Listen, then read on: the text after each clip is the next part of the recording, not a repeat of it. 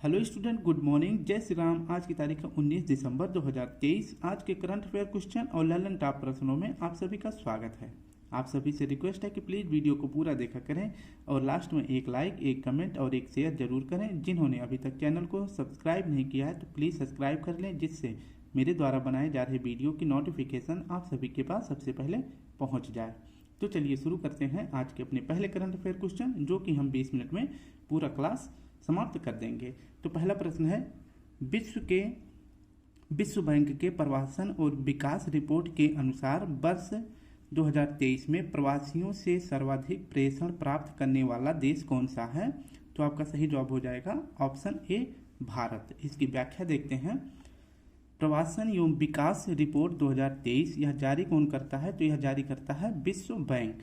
इसमें जो है क्या बताया गया है कि प्रवासियों से प्राप्ति के मामले में, यानी कि जो रेमिटांस प्राप्त किया जाता है, यानी जब कोई भारत से दूसरे देश में जाता है और वहाँ से जो पैसे भेजता है उसे ही क्या बोला जाता है? रेमिटांस। ठीक है। तो सबसे ज़्यादा जो है जनसंख्या भारत की है और सबसे ज़्यादा लोग जो है भारत के बाहर किसी दूसरे देश में रहते हैं, और जब वहाँ से वो पैसे भेजते हैं अपने भारत में तो उसे ही क्या बोला जाता है? रेमिटांस बोला जाता है। ठीक है। तो प्रवासियों से प्राप्ति के मामले में विश्व में पहला स्थान किसका है? तो यह है भारत का। ठीक है।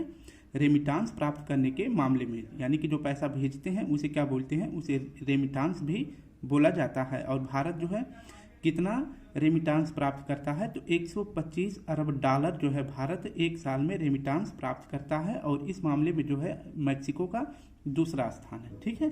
तो ये आप याद रखेंगे।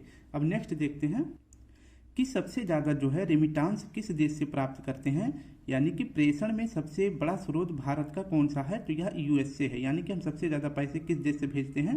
तो यूएसए से भेजते हैं। तो प्रेषण में सबसे बड़ा स्रोत कौन हो जाता है? यूएसए हो जाता है। हमारे प्रश्न का सही जवाब हो जाएगा प्रवासियों से सर्वाधिक प्रेषण प्राप्त करने वाला देश भारत है। और सेकंड स्थान पर कौन सा है? तो सेकंड स्थान पर है मैक्सिको। अब इसके जो लल्लन टॉप है इसको देख लेते हैं कि विश्व बैंक जो है क्या जारी करता है। तो विश्व बैंक कौन सा इंडेक्स जारी करता है? तो यह लॉजिस्टिक परफॉर्मेंस इंडेक्स जारी करता है, और इसमें जो है भारत की रैंक कितनी है? तो भारत की रैंक है 38। ये भी आप याद रखेंगे। और विश्व बैंक का हेडक्वार्टर कहाँ है? तो विश्व बैंक का हेडक्वार्टर है वॉशिंगटन डीसी में। और इसके वर्तमान कौन हेड हैं? तो विश्व बैंक के वर्तमान हेड हैं अजय बंगा। हंगर इंडेक्स में जो है भारत की रैंक कितनी है? तो हंगर इंडेक्स में भारत की रैंक है 111। इसके बाद क्लाइमेट परफॉर्मेंस इंडेक्स में जो है भारत की रैंक कितनी है? तो 7 है। तो क्लाइमेट परफॉर्मेंस में जो है भारत की रैंक क्या है? 7 है। अगर जो है क्लाइमेट परफॉर्मेंस में पूछा जाए कि पहले स्थान पर, दूसरे स्थान पर और तीसरे स्थान पर कौन सा देश है, तो कोई देश नहीं है। ठीक है। यानी कि इसमें जो है चौथे रैंक पर पहला देश कौन सा है? तो अर्जेंटीना है। ये आप याद रखेंगे। ठीक है। तो पहला देश हो जाता है अर्जेंटीना और चौथे स्थान पर, और इसके बाद सातवां देखें तो कौन हो जाता है? इंडिया अपना हो जाता है। नेक्स्ट प्रश्न है, हाल ही में पुरुष वर्ग में ITF विश्व चैंपियनशिप पुरस्कार 2023 किसे मिला है? सेकंड प्रश्न है, हाल ही में पुरुष वर्ग में ITF विश्व चैंपियन पुरस्कार 2023 किसे मिला है? तो आपका सही जवाब हो जाएगा मेल वर्ग में किसे मिला है? नोवाक जोकोविच को। और फीमेल वर्ग में आर्यन सबलिंका को मिला है। अब पूरी व्याख्या देखते हैं। तो ITF विश्व चैंपियनशिप अवार्ड 2023, इसे ITF को क्या कहा जाता है? इसे अंतर्राष्ट्रीय टेनिस फेडरेशन भी कहा जाता है। इसने अभी हाल ही में सूची जारी करी है ITF ने। इसमें जो है मेल वर्ग में और फीमेल वर्ग में किसे यह चैंपियन पुरस्कार दिया गया है? तो मेल वर्ग में दिया गया है नोवाक जोकोविच को, जो कि 3 ग्रैंड स्लैम जीत चुके हैं। वो तीनों ग्रैंड स्लैम कौन कौन से हैं? एक आपका हो जाता है ऑस्ट्रेलिया ओपन, दूसरा फ्रेंच ओपन, और तीसरा कौन सा हो जाता है? US open. इसके बाद ये पुरस्कार जीतने वाले, ITF विश्व चैंपियनशिप का पुरस्कार जीतने वाले ये 8 बार सबसे ज़्यादा इन्होंने ही जीता है। और नोवाक किस देश के हैं? तो यह सर्बिया के हैं। ठीक है। अब फीमेल में देखते हैं कि आर्यन सबलिंका को ITF विश्व चैंपियनशिप का अवार्ड मिला है, और यह जो है किस देश की हैं? तो यह बेलारूस की हैं। और इन्होंने कौन सा ओपन जीता है? तो इन्होंने ऑस्ट्रेलिया ओपन जीता है। और यह पुरस्कार जीतने वाली जो है पहले नंबर पर है, लेकिन वर्ल्ड रैंक में जो है इनका कौन सा स्थान है? तो दूसरा स्थान है। और जो है वर्ल्ड रैंक में पहला स्थान किसका है, ये आप हमें बताएंगे। क्वेश्चन मार्क लगा है, आप हमें बताएं कि जो है वर्ल्ड रैंक में किसका पहला स्थान है। और वर्ल्ड रैंक में मेल में जो है पहला स्थान किसे मिला है, तो वर्ल्ड रैंक में जो है पहला स्थान किसका है, तो वह है नोवाक का। ठीक है, तो ये हो जाता है नोवाक का, यानी नोवाक जोकोविच का, जो कि सर्बिया के हैं। तो इसमें आप बताएं कि वर्ल्ड रैंक में दूसरा स्थान किसका है, आर्यन सबलिंका का, और पहला स्थान किसका हो जाता है, तो ये हो जाता है इनका ईगा स्वीटक का। ठीक है, तो किसका हो जाता है, ईगा स्वीटक का। ठीक है, तो ये इनका पहला स्थान हो जाता है। अब देखते हैं अभी हाल ही में जो है ईगा स्वीटक को जो है, पहले हमारे प्रश्न का सही जवाब क्या हो जाएगा कि ITF विश्व चैंपियनशिप पुरस्कार में जो है मेल वर्ग में पहला स्थान नोवाक जोकोविच को मिला है, और जो है फीमेल वर्ग में आर्यन सबलिंका को मिला है। अब यहाँ पे देखते हैं वर्ल्ड रैंक में जो है दूसरा स्थान आर्यन सबलिंका का है, जबकि वर्ल्ड रैंक में पहला स्थान जो है टेनिस में किसका है, तो यह ईगा स्वीटक का है। और इन्हें अभी हाल ही में प्लेयर ऑफ द ईयर का खिताब भी मिला है, और यह पाने वाली दूसरी महिला बन जाती हैं प्लेयर ऑफ द खिताब। और इसके बाद अगर पूछे प्लेयर ऑफ द ईयर का जो है पहला खिताब किसने जीता था, तो यह जीती थी सेरेना विलियम, जो कि USA की थी। ठीक है, अब हम देखते हैं कि विंबलडन ओपन किसने जीता है, तो यह कार्लोस अलगराज ने जीता है। जबकि मैंने क्या बताया कि 3 जो ग्रैंड स्लैम थे, ऑस्ट्रेलिया, फ्रेंच और US, ये तीनों नोवाक ने जीता है। जबकि जो चौथा ग्रैंड स्लैम होता है जिसका क्या नाम है विंबलडन, यह किसने जीता है, तो यह कार्लोस अलगराज ने जीता है। और महिलाओं में आर्यन सबलिंका, ईगा स्वीटक, आंद्रासोवा और कोको गॉफ, इन चारों ने जो है जो 4 ग्रैंड स्लैम हुए थे उनको जीत लिया है। तो आर्यन सबलिंका ने कौन सा ग्रैंड स्लैम जीता है, तो ऑस्ट्रेलियन ओपन जीता है इन्होंने। ठीक है, ऑस्ट्रेलियन ओपन जीता है। जबकि ईगा स्वीटक ने क्या जीता है, तो इन्होंने जीता है फ्रेंच ओपन। ठीक है, इन्होंने फ्रेंच ओपन जीता है। और इसके बाद आपका हो जाता है आंद्रासोवा, इन्होंने कौन सा ओपन जीता है, तो इन्होंने विंबलडन ओपन जीता है, ये आप याद रखेंगे। और इसके बाद हो जाता है आपका लास्ट कोको गॉफ ने कौन सा जीता है, तो इन्होंने US ओपन ग्रैंड स्लैम जीता है। ठीक है, इन्होंने कौन सा जीता है, तो US ओपन ग्रैंड स्लैम जीता है। तो चारों ने जो है, 4 लड़कियां जो है चारों ग्रैंड स्लैम जीती हैं। जबकि मेल में देखा जाए तो मेल में 3 ग्रैंड स्लैम अकेले जो है नोवाक ने जीता है, और जो चौथा विंबलडन हो जाता है वो कार्लोस अलगराज ने जीता है। तीसरा प्रश्न है, हाल ही में अंतर्राष्ट्रीय प्रवासी दिवस 2023 कब मनाया गया है, तो अंतर्राष्ट्रीय प्रवासी दिवस कब मनाया गया है, तो पहले देखते हैं प्रवासी दिवस जो है एक तो इंटरनेशनल मनाया जाता है और दूसरा नेशनल मनाया जाता है। तो इंटरनेशनल कब मनाया जाता है, या 18 दिसंबर को मनाया जाता है, यानी ऑप्शन डी सही हो जाएगा। इसकी थीम क्या रखी गई है, तो इंटरनेशनल प्रवासी दिवस का जो है थीम रखा गया है एक्ट टुडे, यानी कि प्रवासियों की सुरक्षा। अब इसका क्या मतलब हो जाएगा, जैसे किसी देश पे अभी देख रहे हैं इजराइल में जो है फिलिस्तीन के द्वारा, और फिर इसके बाद फिलिस्तीन जो है मतलब फिलिस्तीन के ऊपर इजराइल भी जो है क्या कर रहा है, आक्रमण कर रहा है। तो उस बीच जो भारतीय जिस देश में फंसे हुए थे उनको बाहर निकाला गया था, इसीलिए क्या कहा जाता है कि प्रवासियों की सुरक्षा सबसे पहले करनी चाहिए। तो भारत जो है अपने देश से दूसरे देश में गए हैं प्रवासी बनकर, उनको पहले अपने देश में बुला लेता है। ठीक है, तो प्रवासी दिवस अंतर्राष्ट्रीय कब मनाया जाता है, तो 18 दिसंबर को। जबकि 9 दिसंबर को 9 जनवरी को जो है नेशनल, यानी कि राष्ट्रीय प्रवासी दिवस मनाया जाता है। क्योंकि 9 जनवरी 1915 को जो है गांधी जी दक्षिण अफ्रीका से वापस आए थे, भारत वापस आए थे। ठीक है, तो जो इंटरनेशनल प्रवासी डे है वो कब मनाया जाता है, तो वह मनाया जाता है 18 दिसंबर को। वीर बाल दिवस कब मनाया जाता है, तो यह जो है 26 दिसंबर को मनाया जाता है। और पहली बार जो है वीर बाल दिवस मनाने की प्रथा कब शुरू की गई थी, तो 2022 में। विश्व मृदा दिवस कब मनाया जाता है, तो यह मनाया जाता है 5 दिसंबर को। ठीक है, अब नेक्स्ट देखते हैं, चौथा प्रश्न है, अंडर 19 एशिया कप 2023 की विजेता टीम कौन सी है, तो इसको बताना है आपका कि अंडर 19 एशिया कप 2023 की विजेता टीम कौन सी है। तो आपका सही जवाब हो जाएगा बांग्लादेश। इसकी पूरी व्याख्या देखते हैं कि अंडर 19 एशिया कप 2023 इसका कौन सा क्रम है, तो यह 10वां संस्करण अब की बार आयोजन किया गया था, और कहाँ पर, UAE में इसका आयोजन किया गया था। और ये जो है फाइनल मुकाबला किसके बीच हुआ था, यानी बांग्लादेश और UAE के बीच में खेला गया था, जिसमें बांग्लादेश जो है विजेता बन जाता है और UAE उप विजेता बन जाता है। ठीक है, यानी कि उसके देश में ही घुस के उसको जो है हरा दिया बांग्लादेश ने। तो इसका आयोजन कहाँ हो रहा था, UAE में, और जो है उप विजेता UAE बना है, जबकि विजेता कौन बना है, बांग्लादेश। तो हमारा सही जवाब हो जाएगा बांग्लादेश। और सबसे ज़्यादा जो है अंडर 19 एशिया कप किसने जीता है, तो 8 बार जो है भारत ने जीता है। 10 संस्करण हुआ है, यानी 10 बार में से 8 बार अकेले किसने जीता है, तो भारत ने जीता है।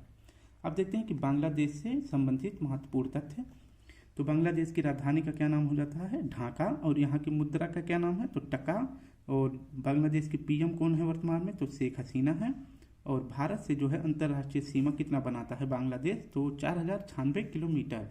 कौन कौन से राज्य जो है बांग्लादेश से सीमा बनाते हैं? तो सबसे पहले बनाता है और सबसे ज़्यादा पश्चिम बंगाल, दूसरे नंबर पर असम, फिर मेघालय, त्रिपुरा, मिजोरम। ये जो है 5 राज्य जो है बांग्लादेश से सीमा बनाते हैं। ठीक है, और कितनी सीमा बनाते हैं? 4096 किलोमीटर। बांग्लादेश के साथ जो है कौन सा अभ्यास होता है? प्रीति, संप्रीति और बंगो सागर। ये दोनों अभ्यास जो है किसके साथ होता है? इंडिया और बांग्लादेश के बीच जो है कौन सा अभ्यास होता है? संप्रीति और बंगो सागर। अभी हाल ही में जो है बांग्लादेश के साथ जो है मैत्री पाइपलाइन परियोजना भी शुरू की गई है। और मैत्री पाइपलाइन परियोजना के माध्यम से जो है डीजल की सप्लाई की जाएगी। और यह मैत्री पाइपलाइन की लंबाई कितनी है? तो 131 किलोमीटर है। हमारा हो जाता 5वां प्रश्न, केंद्र सरकार की लीड्स 2023 रिपोर्ट में अचीवर्स श्रेणी में, ठीक है, अचीवर्स श्रेणी में किस केंद्र शासित प्रदेश को शीर्ष स्थान मिला है? तो इसमें जो आपका सही हो जाएगा ऑप्शन डी, ए व बी, यानी चंडीगढ़ और दिल्ली दोनों। अब देखते हैं लीड्स 2023 जो है यह किस मंत्रालय के अंतर्गत आता है? तो यह उद्योग मंत्रालय के अंतर्गत आता है। और वर्तमान में जो है इसके मंत्री कौन है? तो उद्योग मंत्रालय के मंत्री हैं पीयूष गोयल जी।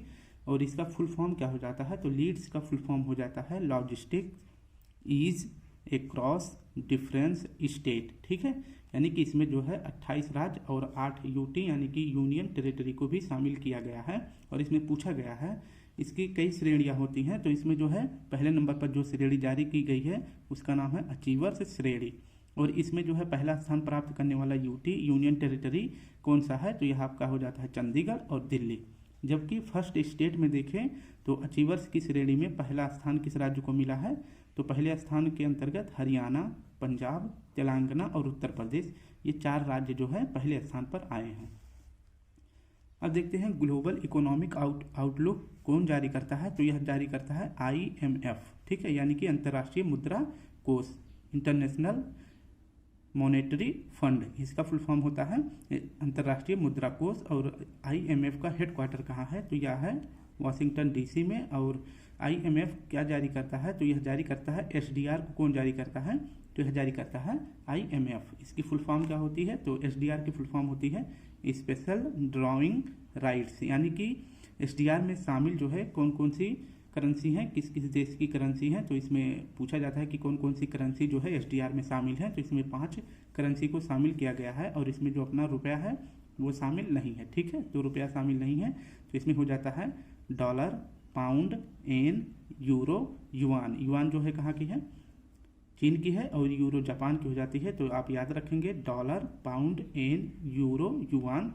और ये जो है 5 मुद्रा जो है किस में शामिल है? तो SDR में शामिल है, जबकि भारत की रुपया शामिल नहीं है। 6वां प्रश्न है, हाल ही में भारतीय वायुसेना ने कौन सी स्वदेशी वायु रक्षा प्रणाली का सफल परीक्षण किया है? यानी कि एयर डिफेंस। अभी आपको अच्छी तरह से पूरा हम समझा देंगे। तो सबसे पहले देखते हैं कि भारतीय सेना ने कौन सी स्वदेशी वायु रक्षा प्रणाली का सफल परीक्षण किया है। तो आपका सही जवाब हो जाएगा समर।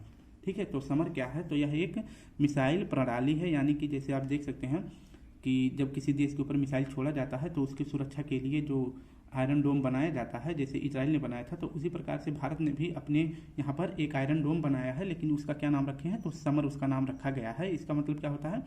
सुनिश्चित प्रतिरोध के लिए सतह से हवा में मार करने वाली वायु रक्षा प्रणाली। यानी कि जब कोई देश जो है, यानी कि मान लीजिए ये पाकिस्तान है और ये अपना प्यारा भारत है। ठीक है, अगर मान लीजिए पाकिस्तान जो है यहाँ से एक कोई मिसाइल छोड़ता है, ठीक है, तो यहाँ पर जो है जो इंडिया में समर एयर डिफेंस बनाया गया है, यह जो है इसको 30 से 35 किलोमीटर यानी 25 से 30 किलोमीटर के रेंज से जैसे ये इसमें इंटर करेगा, वैसे जो है जो भारत का समर डिफेंस सिस्टम है वह इसको एक्टिवेट कर देगा। और यहाँ से जो है एक मिसाइल निकलेगी और ये जो पाकिस्तान की मिसाइल है इसे हवा में ही नष्ट नाबूद कर देगी। ठीक है, तो ये जो है सिस्टम का क्या नाम रखा गया है? तो भारत में इसी सिस्टम का नाम रखा गया है समर। तो इसमें जो है जो इस समर में रक्षा प्रणाली में जो मिसाइल लगी है उस मिसाइल का क्या नाम रखा गया है? तो इसमें आकाश मिसाइल लगी है। और इसकी रेंज कितनी है, तो भारत के जो है मतलब ऊंचाई से देखा जाए, भारत के क्षेत्रफल की ऊंचाई से देखा जाएगा तो ये 20 से 30 किलोमीटर के ऊपर से ही जब कोई मिसाइल भारत के क्षेत्र में जैसे इंटर करेगी तो 30 से 35 किलोमीटर ऊपर ही रहेगी, तो ये जो है रक्षा प्रणाली खुद एक्टिवेट हो जाएगा और इसके बाद जो है यहाँ से जो मिसाइल निकलेगी जिसका क्या नाम है आकाश, और वो जो है दुश्मन देश के मिसाइल को नेस्तनाबूद कर देगी। और यह जो है एक साथ, और यह जो रक्षा प्रणाली है यह एक साथ 4 लक्ष्यों को भी भेद सकती है, और यह एक साथ 4 लक्ष्यों को भेदने वाला विश्व में पहला स्थान, मतलब यह एकमात्र देश कौन सा बन गया है, भारत। तो एक साथ जो है 4 लक्ष्यों को भेदने वाला भारत विश्व में पहला स्थान रखने लगा है। ठीक है, अब देखते हैं कि और जो रक्षा प्रणाली है किसका क्या नाम है, तो आयरन डोम ये कहाँ पर बनाया गया है, यह किस देश का एयर डिफेंस सिस्टम है, तो यह इजराइल का है। और यूएसए का एयर डिफेंस सिस्टम कौन सा है, तो यह थर्ड है, यानी कि ऑप्शन बी सही हो जाएगा। और रसिया का कौन सा है एयर डिफेंस सिस्टम, तो S-400 हो जाएगा। ठीक है, अब देखते हैं कि विक्रम क्या है, BVR-AAM, यह जो है मिसाइल जो है इसका क्या नाम रखा गया है, इसका नाम रखा गया है अस्त्र, यानी कि इसका फुल फॉर्म क्या हो जाता है, तो बियॉन्ड विजुअल रेंज। तो इसका मतलब हो जाता है कि जहाँ तक आपकी नज़र न जाए उसके भी परे यह जो है आक्रमण कर सकती है। ठीक है, यानी कि बियॉन्ड विजुअल रेंज मिसाइल कौन सी है, यह इसका नाम हो जाता है अस्त्र। यह कैसा है, तो एयर टू एयर मिसाइल है। ठीक है, एयर टू एयर मिसाइल है अस्त्र। नेक्स्ट हो जाता है कि इंटीग्रेटेड गाइडेड मिसाइल के अंतर्गत जो है कितनी मिसाइलों को बनाया गया था, तो इंटीग्रेटेड गाइडेड मिसाइल के अंतर्गत 5 मिसाइलों को बनाया गया था। ठीक है, उन मिसाइलों का क्या नाम है, पटना। ठीक है, तो P से हो जाएगा पृथ्वी, A से हो जाएगा अग्नि, T से हो जाएगा त्रिशूल, N से हो जाएगा नाग और A से हो जाएगा आकाश। ठीक है, तो इन मिसाइलों को बनाया गया था किस मिसाइल के अंतर्गत, तो इंटीग्रेटेड गाइडेड मिसाइल के अंतर्गत। हमारा 7वां प्रश्न है, हाल ही में स्वरवेद मंदिर का उद्घाटन कहाँ हुआ है, तो हाल ही में स्वरवेद मंदिर का उद्घाटन कहाँ किया गया है, तो आपका सही जवाब हो जाएगा वाराणसी में। इसकी पूरी व्याख्या देखते हैं कि स्वरवेद मंदिर यह जो है कहाँ बनाया गया है, तो यह 7 मंजिला मंदिर है और यह वाराणसी के जो है वाराणसी में बनाया गया है, यानी कि यूपी के वाराणसी में, और वाराणसी में स्पेशली किस जगह पर, तो उमराह जगह पर यह मंदिर बनाया गया है। यह जो है किस प्रकार का मंदिर है, तो यह विश्व का सबसे बड़ा ध्यान केंद्र, यानी कि आप यहाँ पर ध्यान लगा सकते हैं, और इसका उद्घाटन अभी हाल ही में PM मोदी जी ने किया है। और इसकी दीवारों पर जो है 4000 दोहे इसकी दीवारों पर लिखे गए हैं, और साथ में जो है 20,000 साधक एक साथ बैठकर अपनी साधना यानी ध्यान लगा सकते हैं। और इसमें क्या खूबी है, 135 फीट ऊंची सदगुरु की प्रतिमा भी बनाई गई है। तो 135 फीट ऊंची सदगुरु देव की प्रतिमा भी बनाई गई है, और इसमें 125 पंखुड़ियाँ जो कमल के समान इसमें बनाई गई हैं। ठीक है, और यह जो है 125 पंखुड़ियाँ जो कमल के समान है, यह कहाँ बनाई गई हैं, तो जो मुख्य गुंबद है, इस मंदिर का मुख्य गुंबद है, उस पर जो है 125 पंखुड़ियाँ जो कमल के समान बनाई गई हैं। ठीक है, और ये इसमें जो है टोटल लागत कितनी लगी है, तो 100 करोड़ इसकी लागत लगी है इस मंदिर को तैयार करने में।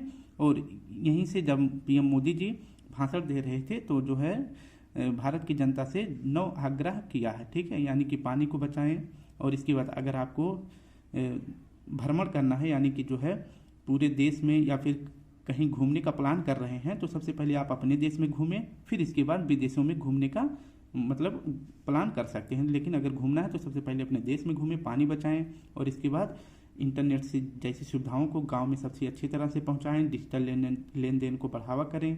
ये सभी इसमें जो है 9 प्रकार के आग्रह किए हैं लोगों से।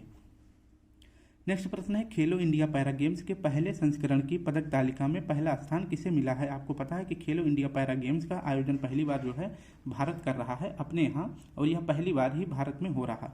तो इसमें पहला स्थान किसे मिला है, हरियाणा को। इसकी व्याख्या देखते हैं, खेलो इंडिया पैरा गेम्स यह पहली बार हो रहा है, इसका आयोजन कहाँ किया गया, नई दिल्ली में। और इसमें 7 खेल हैं, जो कि पैरा मतलब हो जाता दिव्यांग खिलाड़ियों के लिए यह खेल है। और इसका शुभंकर क्या है, तो खेलो इंडिया पैरा गेम्स का शुभंकर है उज्ज्वला, जो कि दिल्ली के राजकीय पक्षी गौरैया का नाम है।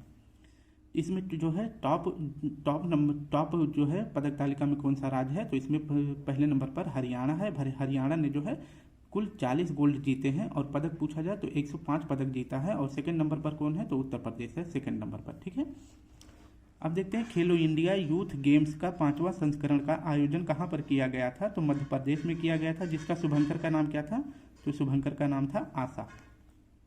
इसमें जो है खेलो इंडिया यूथ गेम्स में पहला स्थान किसे मिला था, महाराष्ट्र को, दूसरा हरियाणा को और तीसरा मध्य प्रदेश को।